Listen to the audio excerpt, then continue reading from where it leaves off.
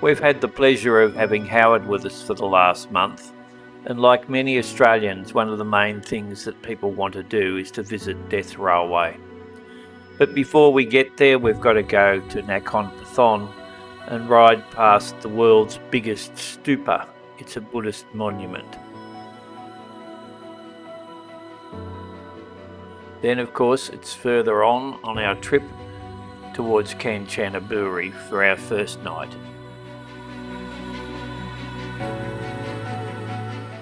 Every day in Thailand starts with a good breakfast, but much more important, we're here to visit a silent reminder of one of World War II's darkest chapters.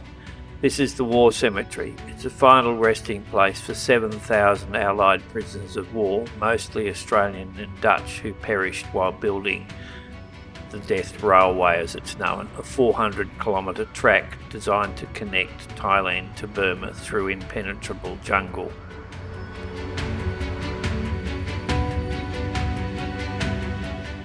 One of the most famous bridges in the world, the bridge over the River Kwai, was immortalised by Hollywood, but the real story is much grittier. It was built in 1943. This bridge is a critical link in the Death Railway, constructed by the prisoners of war. Though the original wooden trestle bridge has been destroyed by Allied bombs, these iron arches were later rebuilt as a permanent monument to those who died.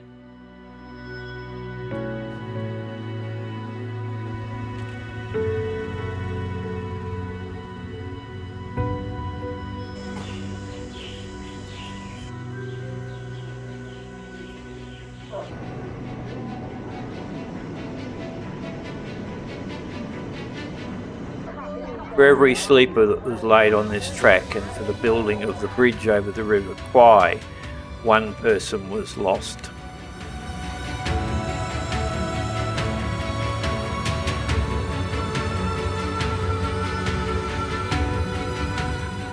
Over 100,000 people, including Allied prisoners of war and Asian labourers, died from exhaustion, disease and starvation in the building of Death Railway.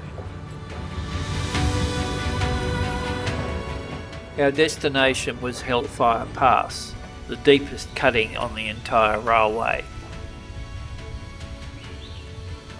Hellfire Pass is called what it is, Hellfire Pass, because the nighttime conditions were so harsh that they used torches, and the red light shining on them visually resembled hell.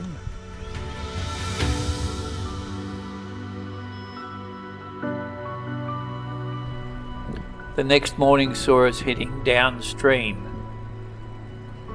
Of course, local wildlife in Thailand is a little different from wildlife in Australia, and around the corner, what do we find? A warning sign about wild elephants.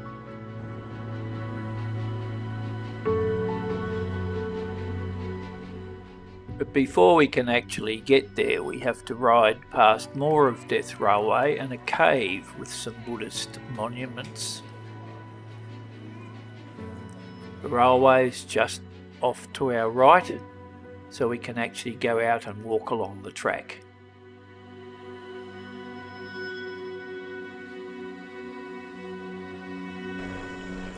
We ride through like a tunnel of stone through the wall of an old city.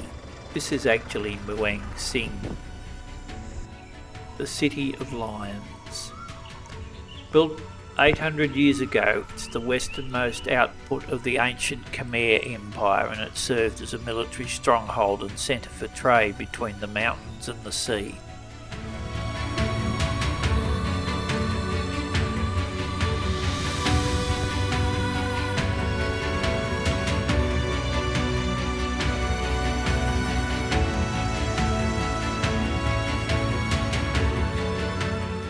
Our final night was spent actually sleeping on a raft in the river.